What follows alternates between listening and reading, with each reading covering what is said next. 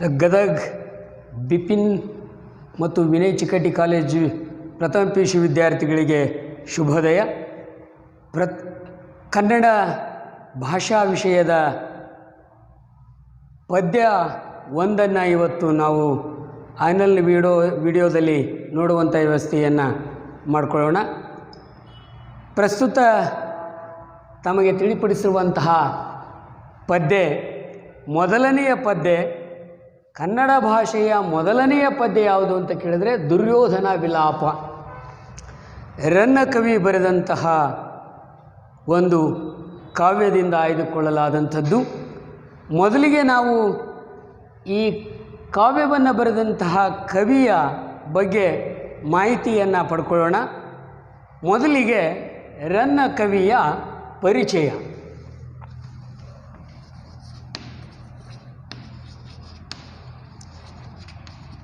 ರನ್ನ ಕವಿಯ ಪರಿಚಯ. ರನ್ನ ಕವಿಯ ಕಾಲ 949. ಆತನ ಜನ್ಮಸ್ಥಳ ಮುದುವಳಲ್ ಅನ್ನೋದು, ಈಗಿನ ಮುಧೋಳ್ ಅಂತ ಇದೆಯಲ್ಲ, ಬಾಗಲಕೋಟೆ ಜಿಲ್ಲೆಯ ಮುದುವಳಲ್ನಲ್ಲಿ ಜನಿಸಿದಂಥವ್ರು. ಮುದುವಳಲ್.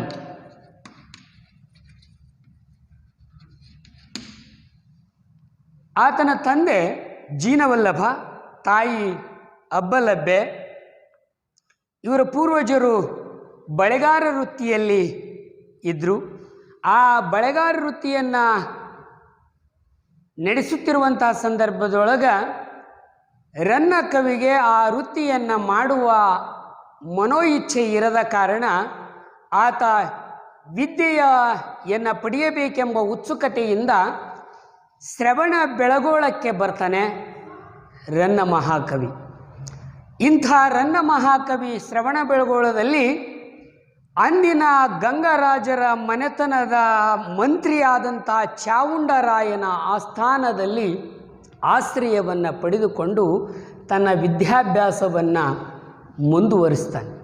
ತದನಂತರದಲ್ಲಿ ಚಾವುಂಡರಾಯನ ನಂತರ ಗಂಗರ ಕಾಲಾನಂತರ ಚಾಲುಕ್ಯರ ದೊರೆ ಇಮ್ಮಡಿ ತೈಲಪ್ಪ ಹಾಗೂ ಸತ್ಯಾಶ್ರಯ ಇರುವ ಬೆಡಂಗ, ಈತನ ಇನ್ನೊಂದು ಹೆಸರು ಬದ್ದಿಗದೇವ ಅಂತ ಕರೀತಾರೆ, ಈ ಆಸ್ಥಾನದ ಕವಿಯಾಗಿ ಮೆರೀತಾನೆ. ತದನಂತರದಲ್ಲಿ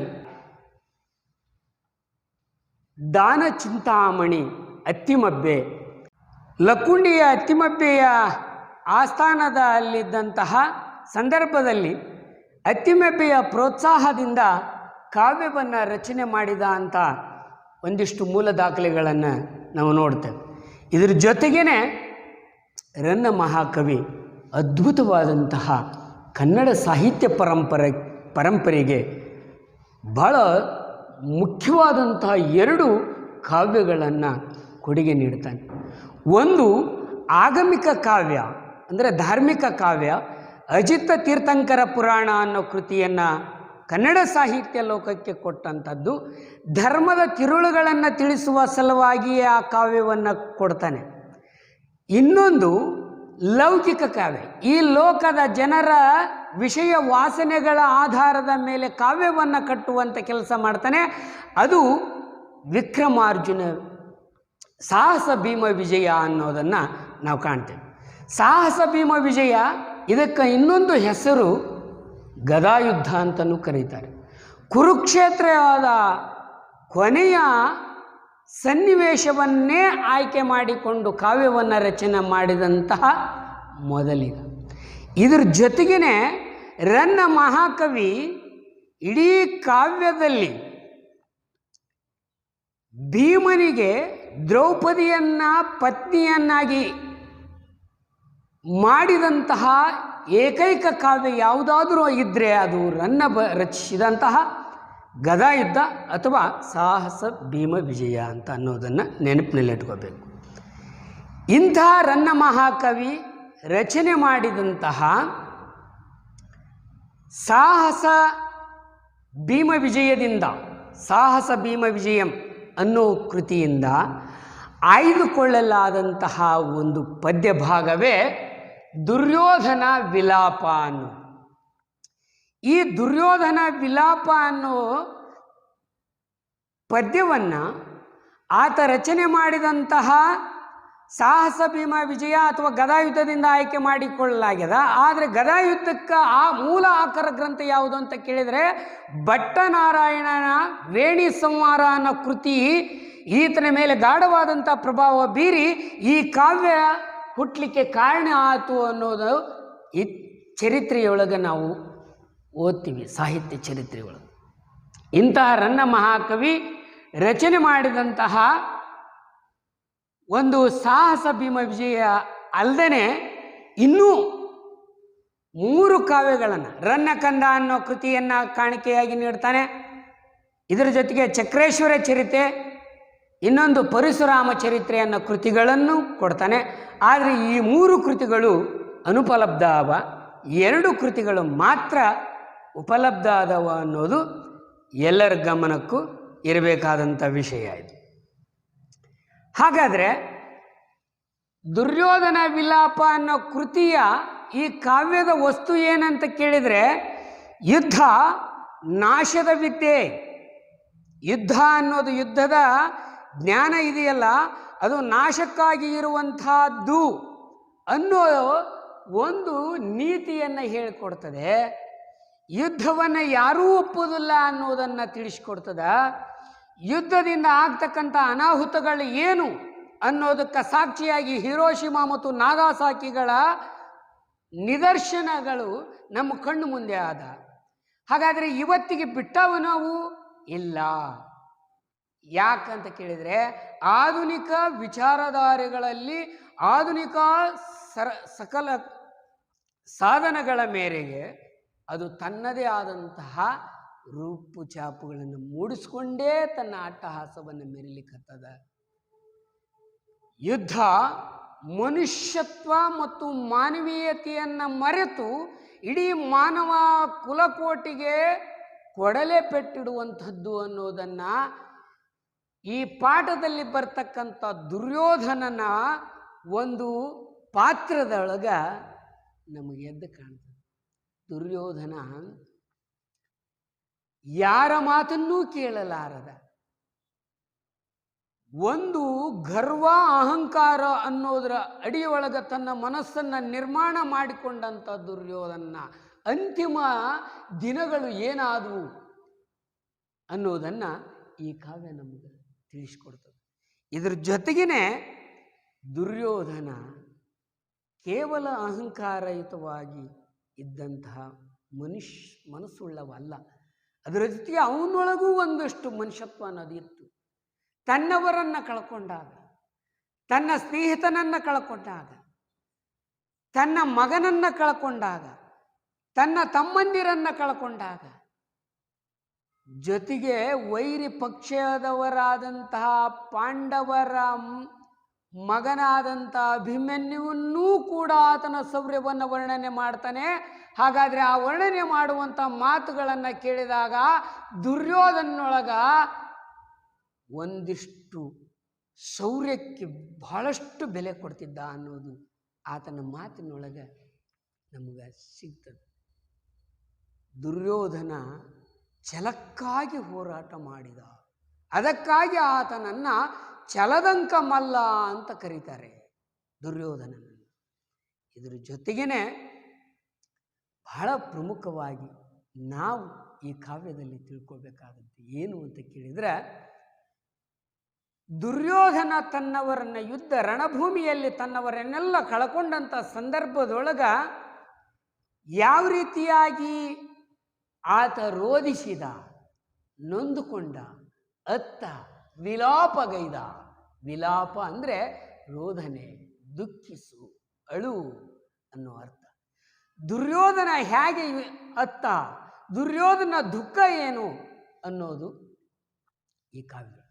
ಈ ಕಾವ್ಯವನ್ನು ಬರೆದಂತಹ ರನ್ನ ಕವಿ ಹೇಳ್ತಾನೆ, ನನ್ನ ಕಾವ್ಯವನ್ನು ಓದಬೇಕಾದರೆ 8 ಎದೆ ಬೇಕು ಅಂತ ಹೇಳ್ತಾನೆ.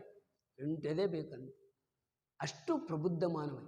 ಇಡೀ ನನ್ನ ಕಾವ್ಯವನ್ನು ಬರೆಯಬೇಕಾದರೆ ಸರಸ್ವತಿಯ ಮುದ್ರೆ ಭಂಡಾರವನ್ನೇ ಒಡೆದು ಕಾವ್ಯವನ್ನು ರಚನೆ ಮಾಡಿದ ಅಂತ ಹೇಳಿಕೊಳ್ಳುವಂಥ ರನ್ನ ಮಹಾಕವಿಯ ಆ ಶೈಲಿ, ಸೊಗಡು, ಭಾಷಾ ಪ್ರೌಢಿಮೆ, ಭಾಷಾ ಪ್ರಭುತ್ವ ಹೇಗಿತ್ತು ಅನ್ನೋದನ್ನು ನಾವು ಸಾಹಿತ್ಯ ಚರಿತ್ರೆದೊಳಗೆ ಓದ್ತೀವಿ. ಸರಸ್ವತಿಯ ಮುದ್ರೆ ಭಂಡಾರವನ್ನೇ ಒಡೆದು ಕಾವ್ಯಮಂ ರಚಿಸಿದೇನ್ ಅಂತ ಬರ್ಕೋತಾನೆ. ತನ್ನ ಕಾವ್ಯದ ಪ್ರತಿಷ್ಠೆಯನ್ನು ಹೇಳ್ಕೊತಾನೆ ರನ್ನ ಮಹಾಕವಿ. ಅಂಥ ಪ್ರಬುದ್ಧಮಾನವಾದಂಥ ಕಾವ್ಯ, ಅಂಥ ಇಡೀ ಕಾವ್ಯ ಎಲ್ಲರಿಗೂ ಕೂಡ ಒಂದು ಇಡೀ ಕಣ್ಣು ಮುಂದೆ ಕಟ್ಟುವ ರೀತಿಯೊಳಗೆ ನಾಟಕೀಯ ಶೈಲಿಯಲ್ಲಿ ಈ ಕಾವ್ಯವನ್ನು ಹೊರತಂದಿದ್ದಾನೆ. ಚಂಪು ಪದ್ಯ ಮತ್ತು ಗದ್ಯ ಮಿಶ್ರಿತವಾಗಿ ಬರೆದಂಥ ಸಾಹಿತ್ಯವನ್ನು ನಾವು ಚಂಪು ಸಾಹಿತ್ಯ ಅಂತ ಕರಿತೀವಿ. ಅಂತಹ ಚಂಪು ಶೈಲಿಯೊಳಗೆ, ಛಂದಸ್ಸಿನೊಳಗೆ ರನ್ನ ಮಹಾಕವಿ ಈ ಕಾವ್ಯವನ್ನು ರಚನೆ ಮಾಡಿದ್ದಾನೆ. ಈ ಕಾವ್ಯದ ಹಿನ್ನೆಲೆಯನ್ನು ನಾವು ನೋಡಬೇಕಾಗಿದೆ. ಆ ಹಿನ್ನೆಲೆಯನ್ನು ನಾವೆಲ್ಲ ಅರ್ಥ ಮಾಡಿಕೊಂಡ್ರೆ ಮುಂದೆ ಈ ಪ್ರಸ್ತುತ ಪದ್ಯದ ಅರ್ಥ ನಮಗಾಗ್ತದೆ. ಅಲ್ಲಿವರೆಗೂ ಈ ಪದ್ಯದ ಅರ್ಥ ಆಗುವುದಿಲ್ಲ. ಹಾಗಾದರೆ ಹಿನ್ನೆಲೆ ಏನು? ಕಾವ್ಯದ ಹಿನ್ನೆಲೆ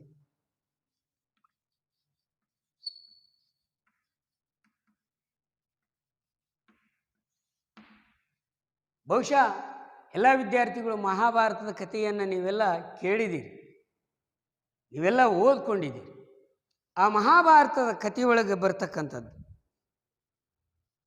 ಮಹಾಭಾರತ ಕಥೆಯಲ್ಲಿ ಪಾಂಡುರಾಜ ಇರ್ತಾನೆ, ಈ ಕಡೆ ಧೃತರಾಷ್ಟ್ರ. ಪಾಂಡುರಾಜ ಮತ್ತು ಧೃತರಾಷ್ಟ್ರ ಸಹೋದರರು.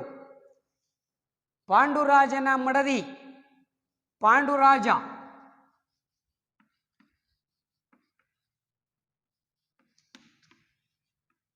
ಧೃತರಾಷ್ಟ್ರ ಪಾಂಡುರಾಜನ ಮಡದಿ ಕುಂತಿ, ಧೃತರಾಷ್ಟ್ರನ ಮಡದಿ ಗಾಂಧಾರಿ. ಹಾಗಾದರೆ ಪಾಂಡುರಾಜನ ಮಡದಿಯಾದಂಥ ಕುಂತಿ, ಧೃತರಾಷ್ಟ್ರನ ಮಡದಿ ಗಾಂಧಾರಿ, ಪಾಂಡುರಾಜನಿಗೆ ಮತ್ತು ಕುಂತಿಗೆ 5 ಜನ ಪಾಂಡವರು. 5 ಜನ ಪಾಂಡವರು. ಕೌಂತೆಯರು ಅಂತನೂ ಕರೀತಾರೆ. ಕುಂತಿಯ ಪುತ್ರರಿಗೆ ಕೌಂತೆಯರು ಅಂತ ಕರಿತೀವಿ ನಾವು. 5 ಜನ ಪಾಂಡವರು. ಧೃತರಾಷ್ಟ್ರ ಗಾಂಧಾರಿಯ ಮಕ್ಕಳು 101 ಕೌರವರು ಅಂತ ಕರಿತೀವಿ. 101 ಜನ ಕೌರವರು. 101 ಜನ ಕೌರವರು. 101 ಜನ ಕೌರವರು. ಹಾಗಾದರೆ ಈ 101 ಜನ ಕೌರವರು ಹೇಗೆ ಅಂತ ಕೇಳಬಾರ್ದು. ನಾನು ಕಥೆ ಇದು. ಸರಿ, ಧೃತರಾಷ್ಟ್ರ ಹುಟ್ಟು ಕುರುಡನಾದ ಧೃತರಾಷ್ಟ್ರನ ಗಾಂಧಾರಿ ಮದುವೆಯಾಗಿ ಬಂದಾಗ ಗಾಂಧಾರಿಯು ಕೂಡ ಗಂಡನಿಗೆ ಕಣ್ಣಿಲ್ಲ ಅಂತ ತಿಳಿದುಕೊಂಡು ತಾನೂ ಕೂಡ ಕಣ್ಣಿಗೆ ಬಟ್ಟೆಯನ್ನು ಕಟ್ಟಿ ಸಂಸಾರವನ್ನು ಮಾಡ್ತಾಳೆ. ಎಂತಹ ಸತಿಧರ್ಮವನ್ನು ಮೆರೆದಂಥವಳು ಗಾಂಧಾರಿ. ನಾವೆಲ್ಲ ಅರ್ಥ ಮಾಡ್ಕೊ. ಕುರುಡು ಗಂಡನನ್ನ ಮದುವೆ ಆಗ್ತಾಳೆ. ಗಂಡನಿಗೆ ಕಣ್ಣಿಲ್ಲ ಅಂತ ತಿಳಿದುಕೊಂಡಂಥ ಗಾಂಧಾರಿ ತನ್ನ ಕಣ್ಣಿಗೆ ಬಟ್ಟೆಯನ್ನು ಕಟ್ಕೋತಾಳೆ, ಸತಿಧರ್ಮವನ್ನು ಮೆರೀತಾಳೆ. ನಿಜವಾಗಲೂ ಮೆಚ್ಚುವಂಥದ್ದು. ಪ್ರಸ್ತುತ ದಿನಮಾನದಲ್ಲಿ ಅದು ನಡೆಯಂಗಿಲ್ಲ, ತಾವೆಲ್ಲ ತಿಳ್ಕೊಬೇಕು. ಹಾಗಾದರೆ ಸಹೋದರರು 5 ಜನ ಪಾಂಡವರು, 101 ಜನ ಕೌರವರು ಹುಟ್ಟುತ್ತಾ ಅಣ್ಣ ತಮ್ಮಂದಿರಾಗಿ ಇರ್ತಾರೆ. ಬೆಳೆಯುತ್ತಾ ದಾಯಾದಿಗಳಾಗಿ ಮಾತ್ಸರ್ಯ ಭಾವನೆಗಳು ಮೂಡಿ ವೈಮನಸ್ಸುಗಳು ಮೂಡಲಿಕ್ಕೆ ಕಾರಣೀಭೂತರಾಗ್ತಾರೆ ಪಾಂಡವರು ಕೌರವರು. ಸರಿಯಾಗಿ ವಯಸ್ಸಿಗೆ ಬಂದರು, ದೊಡ್ಡವರು ಆದರು, ಮನಸ್ಸುಗಳಲ್ಲಿ ವೈರತ್ವ ಮೂಡಿ ನಿಂತದ. ಅದರಲ್ಲಿ 5 ಜನ ಪಾಂಡವರಾದಂಥದ್ದು ಧರ್ಮರಾಯ, ಭೀಮ, ಅರ್ಜುನ, ನಕುಲ, ಸಹದೇವರು. ಈ ಕಡೆ ಕೌರವರು ದುರ್ಯೋಧನ ದುಶ್ಯಾಸನಾದಿಯಾಗಿ 101 ಜನ ಕೌರವರು. ಇದರಲ್ಲಿ ಭೀಮ ಮತ್ತು ದುರ್ಯೋಧನಿಗೆ ಆಗುವುದಿಲ್ಲ, ಎಳ್ಳಷ್ಟೂಗೂ ಆಗುವುದಿಲ್ಲ. ಅವನು ಕಂಡ್ರೆ ಇವಂಗಾಗುವುದಿಲ್ಲ, ಇವನು ಕಂಡ್ರೆ ಅವಂಗಾಗುವುದಿಲ್ಲ, ಅಷ್ಟು ವೈರತ್ವ ಮೂಡಿಬಿಡುತ್ತದೆ. ಹೇಗಾದರೂ ಮಾಡಿ ಪಾಂಡವರನ್ನ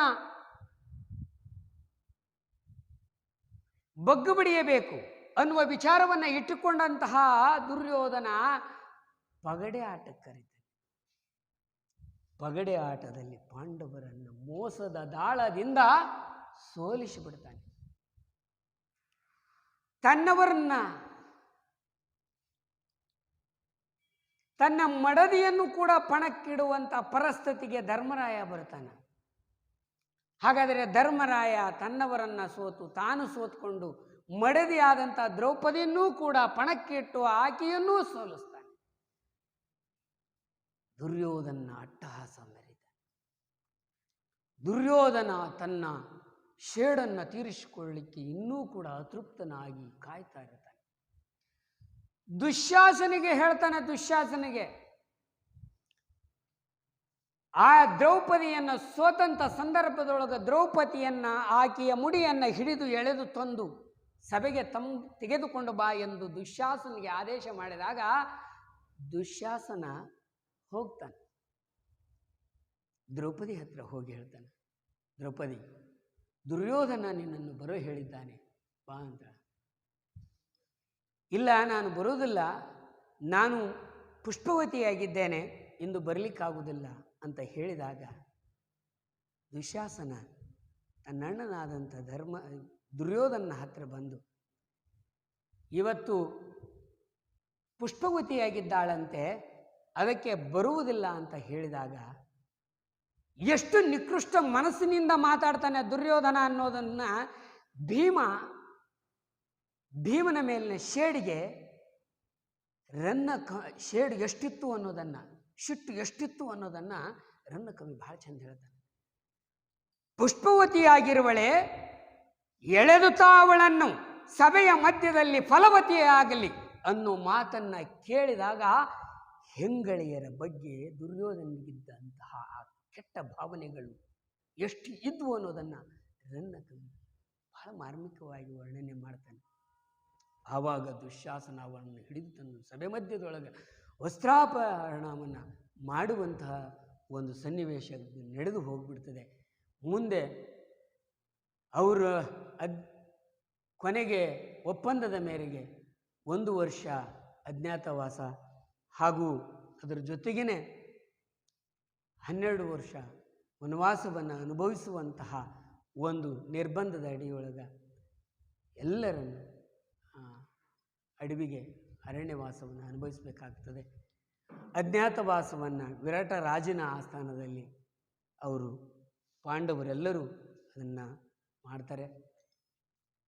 ಆ ಪಾಂಡವರೆಲ್ಲರೂ ಕೂಡ ವಿರಾಟ ರಾಜನ ಆಸ್ಥಾನದಲ್ಲಿ ಮಾಡಿದಂಥ ಸಂದರ್ಭದೊಳಗೆ 1 ವರ್ಷ ಅಜ್ಞಾತವಾಸವನ್ನು ಪೂರೈಸಿಕೊಂಡು ತದನಂತರದಲ್ಲಿ ಈ ವನವಾಸದಿಂದ ಮುಕ್ತಿ ಹೊಂದಿದ್ವಿ ಅಂತ ಹೇಳಿ ಕೊನೆಗೆ ದುರ್ಯೋಧನ ಹತ್ತಿರ ಬಂದು ತಮಗೆ ಆಸ್ತಿಯನ್ನು ಕೊಡಬೇಕು, ಒಂದಿಷ್ಟು ರಾಜ್ಯವನ್ನು ಕೇಳಬೇಕು ಅಂತ ಬರ್ತಾರೆ. ಆವಾಗ ದುರ್ಯೋಧನ ಹೇಳ್ತಾನೆ, ಸೂಜಿ ಮನೆಯಷ್ಟು ಜಾಗ ಸಹಿತ ಕೊಡುವುದಿಲ್ಲ ಅಂತ ಹೇಳ್ತಾನೆ. ಕೊನೆಗೆ ಬರಿಗೈಲಿ ಬಂದಂಥ ಅವರು ಕೃಷ್ಣ ಸಂಧಾನಕ್ಕೆ ಕಳಿಸ್ತಾನೆ. ಕೃಷ್ಣ ಸಂಧಾನವೂ ಕೂಡ ವಿಫಲ ಆಗ್ತದೆ. ಅಲ್ಲಿ ಅದು ಕೂಡ ಈಡೇರದ ಸಂದರ್ಭದೊಳಗೆ ಕೃಷ್ಣ ಕೊನೆಗೆ ಇದು ಅನಿವಾರ್ಯ ಯುದ್ಧ ಅಂತ ಅನ್ನೋದು ಗೊತ್ತಾದ ಮೇಲೆ ಕುರುಕ್ಷೇತ್ರ ಯುದ್ಧ ನಡೀತದೆ. 18 ದಿನಗಳ ನಡುವೆ ನಡೆದಂತಹ ಕುರುಕ್ಷೇತ್ರ ಯುದ್ಧದೊಳಗೆ ತನ್ನವರೆಲ್ಲರನ್ನ ಕಳ್ಕೊತಾನೆ. ಕೊನೆಗೆ ಭೀಷ್ಮರು ಶಿರಶಯ್ಯದ ಮೇಲೆ ಮಾಡ್ಕೊತಾನೆ, ಗುರು ದ್ರೋಣಾಚಾರ್ಯರನ್ನ ಕಳ್ಕೊತಾನೆ, ಕರ್ಣನನ್ನ ಕಳ್ಕೊತಾನೆ, ಮಗ ಲಕ್ಷಣ ಕುಮಾರನನ್ನ ಕಳ್ಕೊತಾನೆ. ಎಲ್ಲರನ್ನ ಕಳ್ಕೊಂಡು ಏಕಾಂಗಿಯಾಗಿ ಯುದ್ಧ ಭೂಮಿಯಲ್ಲಿ ಬಿದ್ದಿರ್ತಾನೆ. ಆವಾಗ ಧೃತರಾಷ್ಟ್ರ ಕೇಳ್ತಾನ, ದಿವ್ಯ ದೃಷ್ಟಿ ಉಳ್ಳಂತ ಸಂಜಯನನ್ನ ಕೇಳ್ತಾನ, ಸಂಜಯ ಧರ್ಮ ಅಧರ್ಮಗಳ ಮಧ್ಯೆ ನಡೀತಕ್ಕಂಥ ಯುದ್ಧ ಭೂಮಿ ರಣಭೂಮಿಯಲ್ಲಿ ಏನಾಯಿತು ಇವತ್ತು ಅಂತ ಕೇಳಿದಾಗ ಕೊನೆಯ ದಿನದ ಸನ್ನಿವೇಶವನ್ನ ಏನೂ ಆಗಿಲ್ಲ, ನಿನ್ನ ಮಗ ಒದಿಸ್ಕೊಂಡು ತೊಡಿ ಮುರ್ಕೊಂಡು ಬಿದ್ದಾನ ರಣಭೂಮಿಯೊಳಗ ಅಂತ ಹೇಳ್ತಾನ.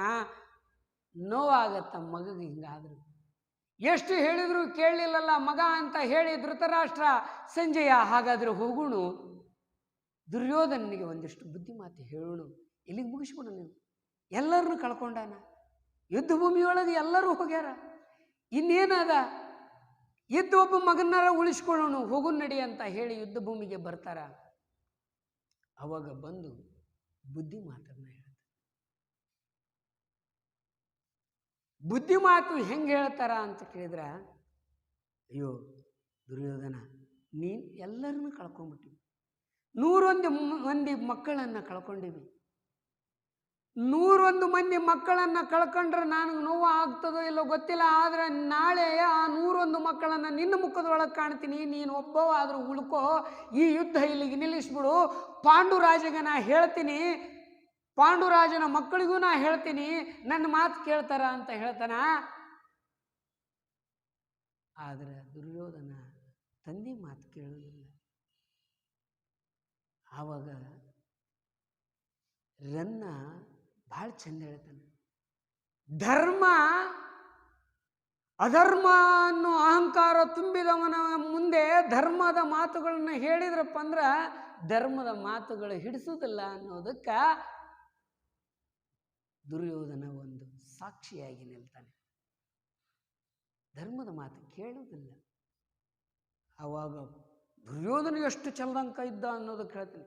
ಹೊಳ್ಳಿ ಹೇಳ್ತಾನೆ, ತನ್ನ ತಂದೆಗೆ ಹೇಳ್ತಾನೆ, ಇನ್ನು ಮೇಲೆ ನಾನು ಈ ಭೂಮಿಗಾಗಿ ಬಡಿದಾಡುವುದಿಲ್ಲ, ನೆಲಕ್ಕಾಗಿ ಇರುವೆನೆಂದು ತಿಳಿದಿರುವಿರಾ, ಛಲಕ್ಕಾಗಿ ಇರುವೆನೆಂತ ಹೇಳ್ತಾನೆ. ಎಷ್ಟೊಂದು ಆತನ ಶೌರ್ಯವನ್ನು ಸಾಹಸವನ್ನು ಹೇಳ್ಕೋಬೇಕು ಅನ್ನೋದನ್ನು ಹೇಳ್ತಾನೆ. ನೆಲಕ್ಕಾಗಿ ಇರುವೆನೆಂದು ಬಗೆವಿರಾ, ಛಲಕ್ಕಾಗಿ ಇರುವೆನ್ ಅನ್ನೋದ ಮಾತುಗಳನ್ನು ದುರ್ಯೋಧನ ಬಾಯಿಂದ ಬಂದಾಗ, ಹಾಗಾದ್ರೆ ಆತನೊಳಗೆ ಛಲ ಅನ್ನೋದು ಮೂಡಿ ಏಕಾಂಗಿಯಾಗಿ ಹೋರಾಡಲಿಕ್ಕೆ ಸಿದ್ಧನಾಗ್ತಾನೆ. ಆವಾಗ ಕೊನೆಗೆ ಧೃತರಾಷ್ಟ್ರ, ತಂದೆಯಾದಂಥ ಧೃತರಾಷ್ಟ್ರ ಒಂದು ಮಾತನ್ನ ಹೇಳ್ತಾನೆ, ಅಯ್ಯೋ ದುರ್ಯೋಧನ ಬ್ಯಾಡಪ್ಪ,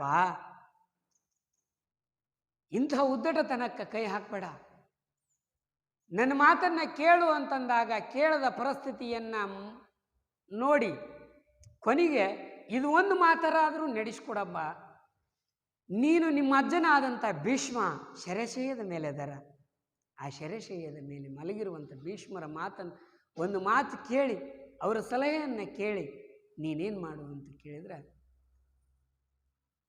ಮುಂದಿನ ತೀರ್ಮಾನವನ್ನು ತಗೋ ಅಂತ ಹೇಳ್ತಾರೆ. ರಣಭೂಮಿಯಲ್ಲಿ ನಡ್ಕೊಂಡು ಹಿಂಗೆ ಬರ್ತಿರ್ತಾನೆ.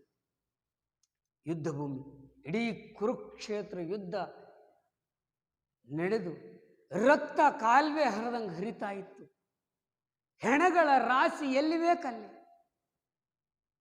ಆನೆಗಳು, ಕುದುರೆಗಳು, ಇಡೀ ಯುದ್ಧ ಭೂಮಿಯೊಳಗೆ ಸತ್ತು ಶವಗಳು ಬಿದ್ದುಬಿಟ್ಟು ಆ ರಣಭೂಮಿಯಲ್ಲಿ ಬರುವಂಥ ಸಂದರ್ಭಗಳು ಭೀಷ್ಮರ ಸಲಹೆಯನ್ನು ಪಡೆಯಬೇಕೆಂದು ಆ ರಣಭೂಮಿಯಲ್ಲಿ ನಡೆದು ಬರುತ್ತಿರುವಂಥ ಸಂದರ್ಭದೊಳಗ ಆ ಯುದ್ಧ ಭೂಮಿಯೊಳಗ ಬಿದ್ದಂಥ ಶವಗಳನ್ನು ಕಾಣ್ತಾನೆ ದುರ್ಯೋಧನ. ಶವಗಳನ್ನು ನೋಡಿ ಏನು ಆತು, ಎಷ್ಟು ರೋದನಿಸಿದ, ಎಷ್ಟು ಅತ್ತ ಅನ್ನೋದೇ ಪ್ರಸ್ತುತ ಪಾಠದ ದುರ್ಯೋಧನ ವಿಲಾಪ. ಈ ದುರ್ಯೋಧನ ವಿಲಾಪ ಅನ್ನೋದು ಅಲ್ಲಿಂದ ಆರಂಭ ಆಗುತ್ತೆ. ದುರ್ಯೋಧನ ವಿಲಾಪ ಅನ್ನೋ ಪದ್ಯ ಆ ಕುರುಕ್ಷೇತ್ರ ಯುದ್ಧದೊಳಗೆ ಭೀಷ್ಮರ ಸಲಹೆಯನ್ನು ಪಡಿಲಿಕ್ಕೆ ದುರ್ಯೋಧನ ಹೇಗೆ ನಡೆದು ಬಂದ ಅನ್ನೋದು, ನಡೆದು ಬರುವಾಗ ಏನೇನು ಕಂಡಂಥವುಗಳನ್ನು ನೋಡಿ ಏನು ರೋಧಿಸಿದ ಅನ್ನೋದೇ ರನ್ನ ಕವಿ ಈ ಕಾವ್ಯದೊಳಗೆ ಬಹಳ ಒಂದು ಶೋಕವನ್ನು ತಂದುಕೊಡುವಂಥ ಕೆಲಸವನ್ನು ರನ್ನ ಕವಿ ಇದರಲ್ಲಿ ಮಾಡ್ತಾನೆ. ಒಟ್ಟು 10 ಆಶ್ವಾಸಗಳಲ್ಲಿ ಮೂಡಿಬಂದಂತಹ ಸಾಹಸ ಭೀಮ ವಿಜಯ ಅನ್ನೋ ಈ ಮಹಾಕಾವ್ಯದೊಳಗೆ ಆ ಕೊನೆಯ ಒಂದು ಘಟನೆಯನ್ನು, ಗದಾಯುದ್ಧದ ಘಟನೆಯನ್ನು ತೆಗೆದುಕೊಂಡು ಕಾವ್ಯವನ್ನು ರಚನೆ ಮಾಡಿದ ರನ್ನನ ಕಾವ್ಯ ಶಕ್ತಿ ನಾಟಕೀಯ ಶಕ್ತಿ. ಆತ ಹೇಳ್ಕೊತಾನೆ, ನಾನು ಕಾವ್ಯವನ್ನು ಹೇಗೆ ಬರೆದೆ ಅಂತ ಕೇಳಿದ, ಸಿಂಹಾವಲೋಕನ ಕ್ರಮದಿಂ ಕಾವ್ಯಂ ರಚಿಸಿದೆ ಅಂತ ಬರೀತಾನೆ. ಸಿಂಹಾವಲೋಕನ, ಸಿಂಹಾವಲೋಕನ ಅಂತಂದ್ರೆ ಹಿಂದಿನ ಎಲ್ಲ ಕಾವ್ಯಗಳನ್ನು ಆಧಾರವಾಗಿ ಇಟ್ಕೊಂಡು ನೋಡಿಕೊಂಡು ಮುಂದೆ ನಾನು ನನ್ನದೇ ಆದಂತಹ ಶೈಲಿಯೊಳಗೆ ಕಾವ್ಯವನ್ನು ರಚನೆ ಮಾಡಿದ ಅಂತಂದು ಹೇಳಿಕೊಳ್ಳುವಂತಹ ತನ್ನ ಕಾವ್ಯ ಪ್ರೌಢಿಮೆಯನ್ನು, ತನ್ನ ಕಾವ್ಯಶಕ್ತಿಯ ಒಂದು ಗುಣಗಾನವನ್ನು ಮಾಡ್ಕೊತಾನೆ. ಹಾಗಾದರೆ ಇವತ್ತು ಪದ್ಯಕ್ಕೆ ನಾವು ಹೋಗೋಣ. ಈ ಹಿನ್ನೆಲೆಯಲ್ಲಿ ನಿಮಗೆ ನೆನಪಿರಲಿ, ಈಗಾಗಲೇ ಎಲ್ಲರನ್ನ ಕಳ್ಕೊಂಡಾನ. ದುರ್ಯೋಧನ ಭೀಷ್ಮರನ್ನು ಕಳ್ಕೊಂಡಾನ, ಕರ್ಣನನ್ನು ಕಳ್ಕೊಂಡಾನ, ಅಭಿಮನ್ಯು ವೈರಿಯಾದಂಥ ಅಭಿಮನ್ಯು ಸತ್ತು ಬಿದ್ದಾನ. ಯುದ್ಧ ಭೂಮಿ ರಣಭೂಮಿಯೊಳಗೆ ಎಲ್ಲರ ಶವಗಳವ. ತಂದೆ ಹೇಳಿದ ಹಾಗೆ ಸಂಜಯನನ್ನು ಒಡಗೂಡಿಕೊಂಡು ಇಡೀ ಕುರುಕ್ಷೇತ್ರ ಯುದ್ಧ ಭೂಮಿಯೊಳಗೆ ನಡೆದು ಬರುವಂಥ ಸಂದರ್ಭದೊಳಗ ಏನಾತು, ಹೇಗಿತ್ತು ಸನ್ನಿವೇಶ ಅನ್ನೋದ ಮೊದಲನೇ ನುಡಿ ನಮಗೆ ತಿಳಿಸ್ಕೊಡ್ತದೆ. ಯಾವ ರೀತಿಯಾಗಿತ್ತು ಅನ್ನೋದನ್ನು ಹೇಳ್ತಾನೆ. ಮೊದಲನೇ ನುಡಿಯನ್ನು ನಾವು ನೋಡಿಬಿಡು. ಮೊದಲನೇ ನುಡಿ, ಪದ್ಯದ ಮೊದಲನೇ ನುಡಿ ಭಾಳಷ್ಟು ಗಮನದಲ್ಲಿ ಇಟ್ಕೋಬೇಕು. ಈ ವಿಡಿಯೋನ ಕೇಳುವಂಥ ಸಂದರ್ಭದೊಳಗೆ ನಿಮ್ಮ ಟೆಕ್ಸ್ಟ್ ಬುಕ್ಕು ನಿಮ್ಮ ಮುಂದೆ ಆ ಪದ್ಯವನ್ನು ಓಪನ್ ಮಾಡ್ಕೊಂಡು ಇಟ್ಕೊಳ್ರಿ. ನಾವು ಓದುವಂತಹ ಶೈಲಿ, ಎಲ್ಲೆಲ್ಲಿ ಪದಗಳನ್ನು ಒಡಿಬೇಕು, ಎಲ್ಲೆಲ್ಲಿ ಪದಗಳನ್ನು ವಿಂಗಡಣೆ ಮಾಡಬೇಕು, ವಿಚ್ಛೇದಿಸಬೇಕು, ಅದು ಅರ್ಥ ಬರುವಂತಹ ರೀತಿಯೊಳಗೆ ಅದನ್ನು ಅರ್ಥೈಸ್ಕೋಬೇಕು ಅನ್ನೋದನ್ನು ತಾವೆಲ್ಲ ಗಮನಿಸಬೇಕು. ಮೊದಲನೇ ನುಡಿ ನೋಡ್ಬಿಡ. ಉಡಿದಿರ್ದ ಕೈದ ನೆತ್ತರ ಕಡಲೊಳ್ ಅಡಿಗಡಿಗೆ, ನೆನಪಲ್ಲಿಟ್ಕೊಳ್ಳಿ ವಿದ್ಯಾರ್ಥಿಗಳು, ಉಡಿದಿ ಇರ್ದ ಕೈದ ನೆತ್ತರ ಕಡಲೊಳ್ಳ ಅಡಿಗಡಿಗೆ ತಳಮನ್ ಊರ್ಚುತ್ತೀರೆ, ತಳಮನ್ ಊರ್ಚುತ್ತೀರೆ, ಕಾಲ್ ಇಡಲ್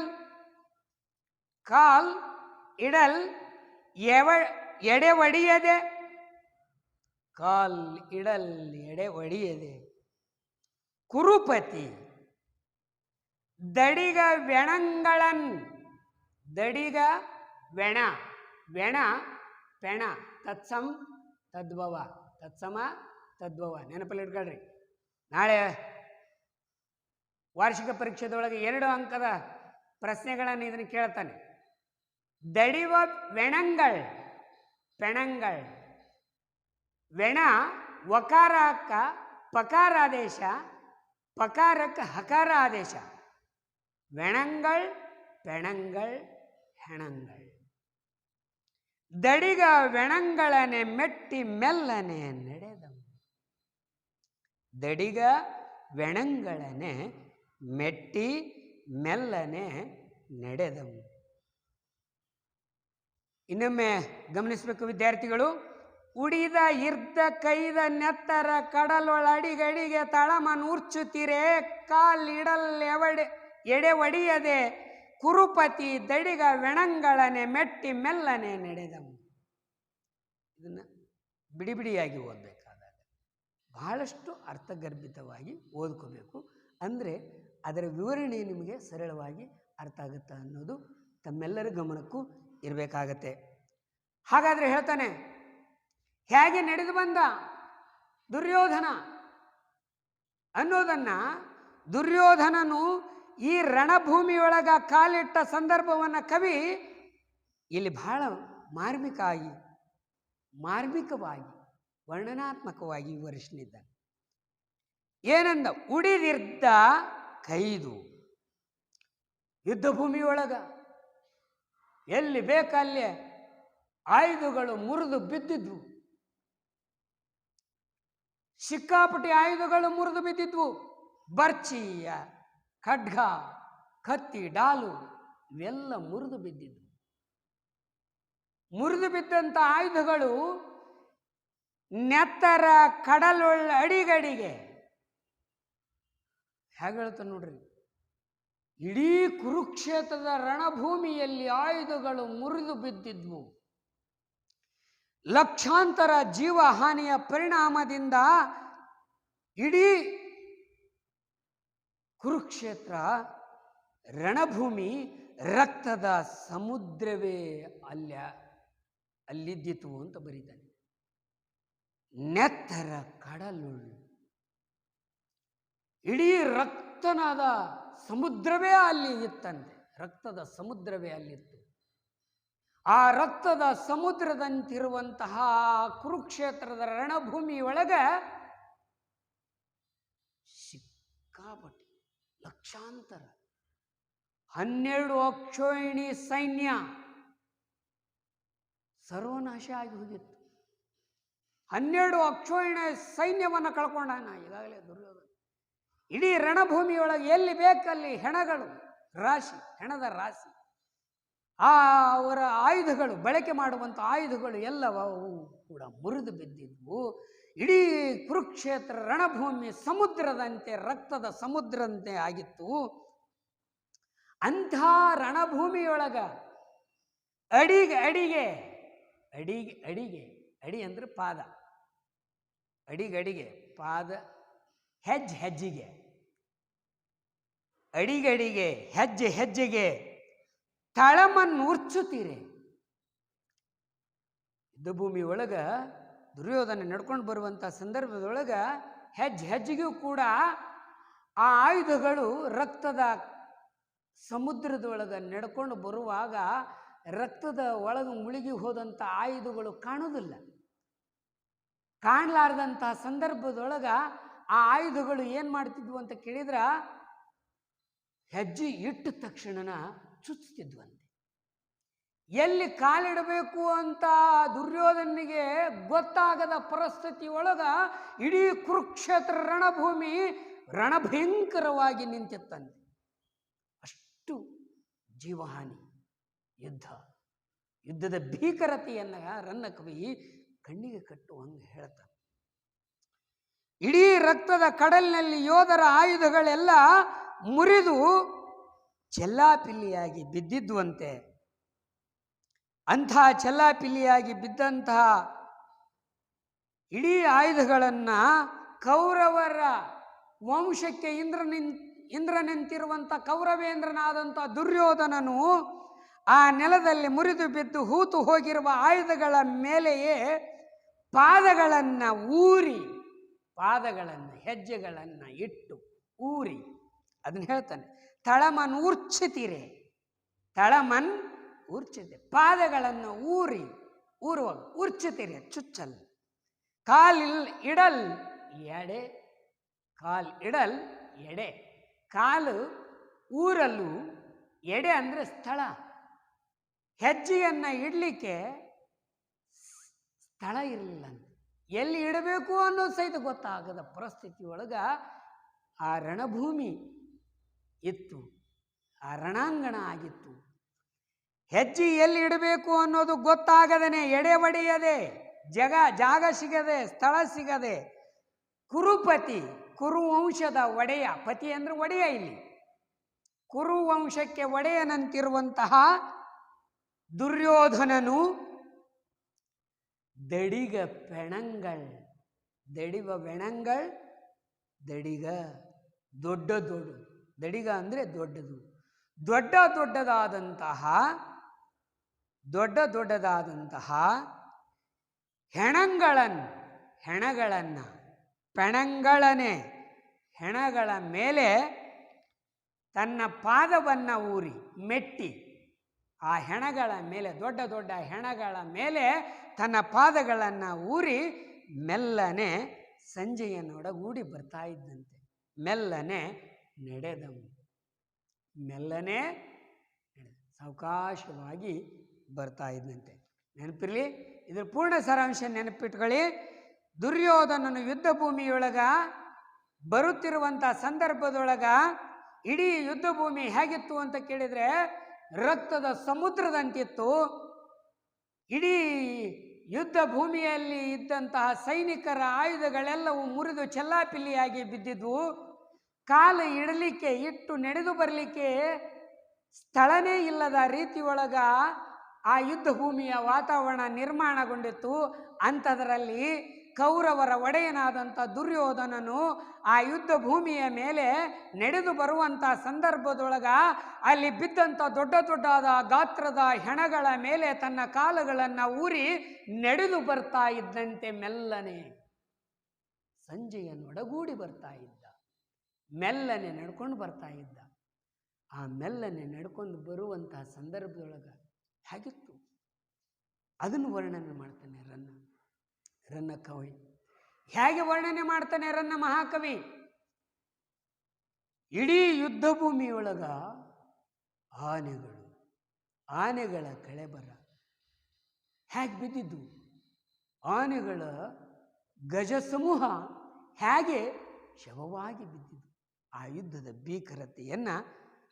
ಹಾಗಾದ್ರೆ ಮುಂದಿನ ನುಡಿಯೊಳಗ ಆತ ಏನು ಹೇಳ್ತಾನೆ ಅನ್ನೋದನ್ನ ನಾವೆಲ್ಲ ಗಮನಿಸಬೇಕು.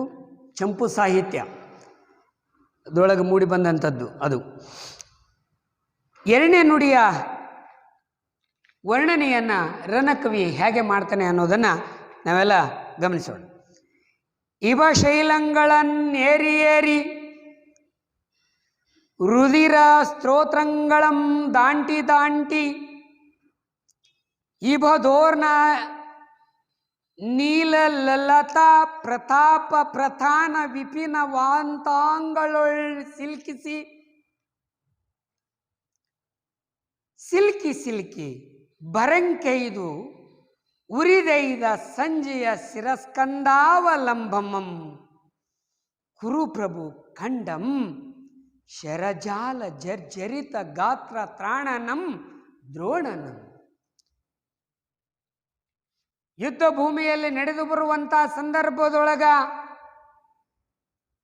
ಏನೇನು ದುರ್ಯೋಧನ ದಾಟಿಕೊಂಡು ಬಂದ, ಹೇಗೆ ದಾಟಿಕೊಂಡು ಬಂದ, ಹೆಂಗೆ ನಡ್ಕೊಂಡು ಬಂದ, ಏನೇನು ದಾಟಿಕೊಂಡು ಬಂದ, ಏನೇನು ಬಿದ್ದಿದ್ವು ಅಲ್ಲಿ, ಹೇಗಿತ್ತು ಆ ಕಾಡು ಅಂತ ಅವನಿಗೆ ಅನಿಸ್ತು.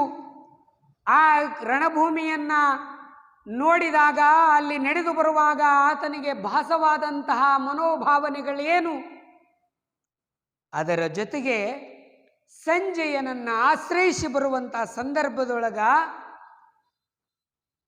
ಕುರು ವಂಶಕ್ಕೆ ದೊರೆಯಾದಂತಹ ರಾಜನಾದಂತಹ ದುರ್ಯೋಧನನು ಮೊದಲು ಯಾರ ಕಳೆಬರವನ್ನ ಕಂಡ ಅನ್ನೋದನ್ನ ರನ್ನ ಮಹಾಕವಿ ಇಲ್ಲಿ ಹೇಳುವಂತ ವ್ಯವಸ್ಥೆಯನ್ನು ಮಾಡ್ತಾರೆ. ಇಭ ಶೈಲಂಗಳನ್ ಏರಿ ಏರಿ, ಇಭ ಅಂದರೆ ಆನೆ ಗಜ, ಇಭ ಶೈಲ, ಶೈಲ ಅಂದರೆ ಪರ್ವತ. ಇಭ ಶೈಲಂಗಳನ್ ಏರಿ ಏರಿ, ದೊಡ್ಡದಾದಂತಹ ಪರ್ವತದ ಗಾತ್ರದಂತಿರುವಂತಹ ಆನೆಗಳ ಮೇಲೆ, ಆನೆಗಳ ಹೆಣಗಳ ಮೇಲೆ ಆ ಹೆಣಗಳನ್ನು ಏರುತ್ತಾ ಆನೆ ಅನ್ನೋ ಪರ್ವತದ ಹೆಣದ ಮೇಲೆ ಏರಿ ಹತ್ತುತ್ತಾ ರುದಿರ ಸ್ರೋತಂಗಳಂ ದಾಂಟಿ ರುದಿರ ರಕ್ತದ ಸಾಗರಗಳನ್ನು, ಇಡೀ ಕುರುಕ್ಷೇತ್ರ ಯುದ್ಧ ಭೂಮಿ ಹೇಗಿತ್ತು ಅಂತಂದ್ರೆ ಯುದ್ಧದ ರಕ್ತದಿಂದ ಇಡೀ ಸಮುದ್ರವೇ ಆಗಿತ್ತು, ಸಾಗರ ಆದಂಗಾಗಿತ್ತು. ಕುರುಕ್ಷೇತ್ರ ಭೂಮಿ ರಕ್ತದ ಸಾಗರಂತೆ ಇತ್ತು. ರಕ್ತದ ಸಾಗರವೇ ಆದಂತಹ ಯುದ್ಧ ಭೂಮಿಯೊಳಗ ಆ ಯುದ್ಧದ ರಕ್ತದ ಸಾಗರದ ನದಿಗಳನ್ನು ದಾಟಿ ಅವುಗಳನ್ನು ದಾಟಿ ಬಹುಶಃ ಇದು ಅತಿಶಯೋಕ್ತಿ ಅಂತ ಅನಿಸಿದ್ರೂ ಕೂಡ ಯುದ್ಧದ ಭೀಕರತೆ ಆಗಿತ್ತು ಅನ್ನೋದನ್ನ ಕವಿ ರನ್ನ ಇದನ್ನು ವರ್ಣನೆ ಮಾಡ್ತಾನೆ. ರಕ್ತದ ನದಿಯ ದಾಟಿ ಇಡೀ ರಕ್ತದ ನದಿ, ರಕ್ತದಿಂದ ತುಂಬಿ ಹರಿತಕ್ಕಂಥ ನದಿಯನ್ನು ದುರ್ಯೋಧನ ದಾಟಿ ಬರ್ತಾ ಇದ್ದ. ಬರುವಂಥ ಸಂದರ್ಭದೊಳಗ ಇಬದೋರ್ ನೀಲಲತಾ, ಇಬದೋರ್ ನೀಲಲತಾ. ಇಬ ಅಂದ್ರೆ ಆನೆಯ ಸೊಂಡಿಲು ಹೇಗೆ ಬಿದ್ದಿದ್ವು ಅಂತ ಕೇಳಿದರೆ, ಇಡೀ ಕಾಡಿನೊಳಗ ಇಳಿಬಿದ್ದಿರುವಂಥ ನೀಲ ಬಳ್ಳಿಯ ಹಾಗೆ ಬಿದ್ದಿರುವಂಥ ಆನೆಯ ಸೊಂಡಿಲಗಳನ್ನು ಹೋಗು ಮುಂದೆ ದುರ್ಯೋಧನ ನಡೆದು ಹೋಗ್ತಾ ಇದ್ದ. ಹೋಗುವಾಗ ಆನೆಗಳು ಬಿದ್ದಿದ್ವು, ಆನೆಯ ಸೊಂಡಿಲುಗಳು ಹೀಗೆ ಇಳಿ ಬಿದ್ದಿದ್ವು. ಹೇಗೆ ಬಿದ್ದಿದ್ವು? ಕಾಡಿನೊಳಗ ನೀಲ ಬಳ್ಳಿ ಅಂತ ಇದೆ, ಆ ನೀಲ ಬಳ್ಳಿ ಹೇಗೆ ಬಿದ್ದಿದ್ವಲ್ಲ, ಕಾಡಿನಾಗ ಹೋಗಾಗ ಹೇಗೆ ಕಾಲಿಗೆ ತೊಡ್ರ ಆಗ್ತದಲ್ಲ, ಇಳೆ ಬಿದ್ದಂಥ ನೀಲ ಬಳ್ಳಿ ಹೇಗೆ ಕಾಲಿಗೆ ತೊಡ್ರ ಆಗ್ತವಲ್ಲ, ಹಂಗ ಆನೆಯ ಸೊಂಡಿಲುಗಳು ಬಿದ್ದಿದ್ವಂತೆ. ಬಿದ್ದಂಥ ಸೊಂಡಿಲುಗಳು ಆ ರಕ್ತದ ಮಡುವಿನೊಳಗೆ ಕಾಣ್ತಿರ್ಲಿಲ್ಲ. ಆವಾಗ ಆ ಸೊಂಡಿಲನ್ನು ಎಡವಿ ಮುಂದೆ ಬಂದಂತೆ, ಎಡವಿದಂತೆ. ಪ್ರತಾಪ ಪ್ರಧಾನ ವಿಪಿನ ವಾಂತಾಂಗಳೊಳ್ ಸಿಲ್ಕಿ ಸಿಲ್ಕಿ. ಕಾವ್ಯ ನೋಡ್ರಿ ಎಷ್ಟು ಅದ್ಭುತವಾಗಿ ಬರೀತಾನೆ. ಸಿಲ್ಕಿ ಸಿಲ್ಕಿ, ದಾಂಟಿ ದಾಂಟಿ, ಏರಿ ಏರಿ, ಇವೆಲ್ಲವೂ ಕೂಡ ದ್ವಿರುಕ್ತಿ ಪದಗಳು. ವಿದ್ಯಾರ್ಥಿಗಳು ನೆನಪಲ್ಲಿ ಇಟ್ಕೊಳ್ರಿ, ನಾಳೆ ಎನ್ಯುವಲ್ ಎಕ್ಸಾಮ್ದಾಗ 100% ಇವನು ಕೇಳ್ತಾನೆ. 2 ದ್ವಿರುಕ್ತಿ ಪದಗಳನ್ನು ಬರೀರಿ, ಅಥವಾ ದ್ವಿರುಕ್ತಿ ಪದಗಳನ್ನು ಜೋಡಿ ಪದಗಳನ್ನು ಕೊಡ್ತಾನೆ. ಇದರಲ್ಲಿ ಜೋಡಿ ಪದ ಮತ್ತು ದ್ವಿರುಕ್ತಿಗಳನ್ನು ವಿಂಗಡಿಸಿ ಬರೀರಿ ಅಂತ ಕೇಳ್ಬೋದು. ಇಲ್ಲ, ದ್ವಿರುಕ್ತಿ ಮತ್ತು ಜೋಡಿ ಪದಗಳನ್ನು ಅನುಕರಣಾವಿಗಳನ್ನು 3 ಕೊಟ್ಟಿರ್ತಾನೆ. ಇವುಗಳ ವ್ಯಾಕರಣ ವಿಶೇಷತೆಗಳನ್ನು ಬರೀರಿ ಅಂತಲೂ ಕೇಳುವ ಉದಾಹರಣೆ ಅದ ಪರೀಕ್ಷೆದೊಳಗೆ. ನೆನಪಲ್ಲಿ ಇಟ್ಕೊಂಡು ಬರ್ರಿ. ಏರಿ ಏರಿ, ದಾಂಟಿ ದಾಂಟಿ, ಆಮೇಲೆ ಸಿಲ್ಕಿ ಸಿಲ್ಕಿ. ಒಂದು ಪದವನ್ನು ಮತ್ತೆ ಪುನಃ ಉಚ್ಚರಿಸಿದ್ರೆ, ಪುನಃ ಬಂದ್ರೆ, ಅದೇ ಪದ ಮತ್ತೊಂದು ಸಲ ಬಂದ್ರೆ, ಒಂದೇ ಪದ ಮತ್ತೊಂದು ಸಲ ಬಂದ್ರೆ ಅದೇ ಪದ ಇರಬೇಕದು. ಅದೇ ಪದ ಮತ್ತೊಂದು ಸಲ ಬಂತು ಅಂದರೆ ಅದನ್ನು ದ್ವಿರುಕ್ತಿ ಅಂತ ಕರೀತಾರ. ನೆನಪಲ್ಲಿ ಇಟ್ಕೊಳ್ರಿ. ಓಕೆ, ಸರಿ. ಹಾಗಾದರೆ ಇಬಶೈಲಂಗಳನ್ ಏರಿ ಏರಿ, ರುದಿರ ಸ್ರೋತಂಗಳಂ ದಾಂಟಿ ದಾಂಟಿ, ಇಬದೋರ್ ನೀಲ ಲತಾ. ಲತಾ ಅಂದ್ರೆ ಬಳ್ಳಿ. ಬಾಜು ಮನೆ ಅಕ್ಕಿ ಹೆಸರು ಅಂತ ತಿಳ್ಕೊಬಾರ್ದು, ಅಲ್ಲಿ ಅದು ನಾಮಪದ ಆಗುತ್ತೆ. ಇಬದೋರ್ ನೀಲ ಲತಾ ಪ್ರತಾನ ವಿಪಿನ. ವಿಪಿನ ಅಂದ್ರೆ ಕಾಡು. ವಿಪಿನವಾಂತಾಂಗಳೊಳು ಸಿಲ್ಕಿ ಸಿಲ್ಕಿ. ಈ ಕಾಡಿನೊಳಗ ನೀಲ ಬಳ್ಳಿಯನ್ನು ಕಾಲಿಗೆ ತೊಡರು ಹಾಕಿದಾಗ ಆಗುವ ಭಾಸ ದುರ್ಯೋಧನಿಗೆ ಆತಂತೆ. ಆನೆಯ ಸೊಂಡಿಲುಗಳನ್ನು ಎಡವಿ ತೊಡರಾಗಿ ಮುಂದೆ ಹೋದಾಗ ಇಡೀ ಕಾಡಿನೊಳಗೆ ಹೊಂಟಿನೇನೋ ಅನ್ನೋ ಭಾವನೆ ಆತನನ್ನು ಆವರಿಸ್ತಂತೆ ಅನ್ನೋದನ್ನು ರನ್ನ ಕವಿ ಬರೀತಾನೆ. ಅವನಿಗನಿಸ್ತಂತೆ, ಗೋಡಾರಣ್ಯದೊಳಗ ನೀಲ ಬಳ್ಳಿ ಕಾಲಿಗೆ ತೊಡರಾದಂತೆ ಆನೆಯ ಸೊಂಡಿಲುಗಳು ಎಡರಿ ಬಿದ್ದಾಗ ಆತನಿಗೆ ಇಡೀ ಕಾಡಿನೊಳಗೆ ನಡೆದು ಹೊಂಟಿನೇನೋ ಅಂತ ಅನ್ಕೊಂಡಂತೆ. ಅದು ಹೇಳ್ತಾನೆ, ಸಿಲ್ಕಿ ಸಿಲ್ಕಿ ಬರಂಕೈದು ಉರಿದೈದ ಬರುತ್ತಿರಲು. ಕೈದು ಕ್ರಿಯಾಪದ. ಬರುತ್ತಿರಲು ಮುಂದೆ ವರೆದು ಎಡರಿ ಬೀಳುವಂಥ ಸಂದರ್ಭದೊಳಗೆ ಸಂಜಯ ಇಡೀ ಸಂಜಯ್ ಎಂದು ಒಂದು ಕ್ಯಾರೆಕ್ಟರ್ ನೆನಪಲ್ಲಿ ಇಟ್ಕೊಳ್ರಿ ವಿದ್ಯಾರ್ಥಿಗಳು. ಸಂಜಯ್ ಹೆಂಗಂತ ಕೇಳಿದರೆ ದಿವ್ಯ ದೃಷ್ಟಿಯನ್ನು ಉಳ್ಳಂತಹ ಪಾತ್ರ ಅದು. ಯಾರು? ಸಂಜಯ. Important part. ಇವತ್ತಿನ ಮಾಸ್ ಮೀಡಿಯಾ, ಅವತ್ತಿನ ಸಂಜಯ. ಇವತ್ತೇನು TV 9 ಅವು ಇವು ಅದಾವ, ಇಂಟರ್ನೆಟ್ಟು ಅಂತ ಹೋದವಲ್ಲ, ಇಡೀ ಬೇರೆ ಎಲ್ಲೋ ನಡೆದ ಘಟನೆಗಳನ್ನ ವಿಷಯಗಳನ್ನು ಆನ್ ದಿ ಸ್ಪಾಟ್ನಾಗ ಅಲ್ಲೇ ಹೇಳ್ತಾರಲ್ಲ. ಸ್ಯಾಟ್ಲೈಟ್ ಇದ್ದಂಗೆ ಅದನ್ನೇ ದಿವ್ಯ ದೃಷ್ಟಿ ಅಂತ ಕರಿತೀವಿ ನಾವು. ಸಂಜಯ ದಿವ್ಯ ದೃಷ್ಟಿಯನ್ನು ಉಳ್ಳಂತಹ ವ್ಯಕ್ತಿ. ಈ ಸಂಜಯ ಇಡೀ ಕುರುಕ್ಷೇತ್ರ ಯುದ್ಧದೊಳಗೆ ಏನೇನು ನಡೀತೈತಿ ಅನ್ನೋದನ್ನು, ಏನೇನಾತು ಅನ್ನೋದನ್ನು ವರದಿಯನ್ನು ಪ್ರತಿದಿನವೂ ಕೂಡ 18 ದಿನಗಳವರೆಗೂ ಧೃತರಾಷ್ಟ್ರ ಕಣ್ಣಿರಲಾರದಂಥ ಧೃತರಾಷ್ಟ್ರನಿಗೆ ಅದರ ಮಾಹಿತಿಯನ್ನು ಹೇಳ್ತಿರ್ತಾನೆ. ಯಾರು? ಸಂಜಯ. ಅಂತಹ ಸಂಜಯ ಧೃತರಾಷ್ಟ್ರನಿಗೆ ಎಲ್ಲ ಯುದ್ಧ ಭೂಮಿಯಲ್ಲಿ ನಡೀತಕ್ಕಂಥ ಚಟುವಟಿಕೆಗಳ ವರದಿಯನ್ನು ಕೊಡುವಂಥ ದಿವ್ಯ ಶಕ್ತಿಯನ್ನು ಇದ್ದಲ್ಲೇ ಅಲ್ಲೇ ನಿಂತುಕೊಂಡು ಅರಮನೆಯಲ್ಲೇ ಇದ್ದುಕೊಂಡು ಇಡೀ ಕುರುಕ್ಷೇತ್ರ ಯುದ್ಧದೊಳಗೆ ಏನೇನು ನಡೀತೈತೆ ಅನ್ನೋದನ್ನು ಹೇಳುವಂತಹ ಒಂದು ಶಕ್ತಿ, ಅಂತಹ ಒಂದು ವಿದ್ಯೆ ಸಂಜಯನಿಗೆ ಇತ್ತು. ಅಂತಹ ಸಂಜಯನಿಗೆ ಅದಕ್ಕೆ ದಿವ್ಯ ದೃಷ್ಟಿ ಉಳ್ಳಂಥವನು ಸಂಜಯ ಅಂತ ಕರೀತಾರೆ. ಆ ಸಂಜಯನನ್ನು ಎಡವಿದಾಗ ಸಂಜಯನ ಹೆಗಲನ್ನು ಆಶ್ರಯಿಸ್ತಾನೆ.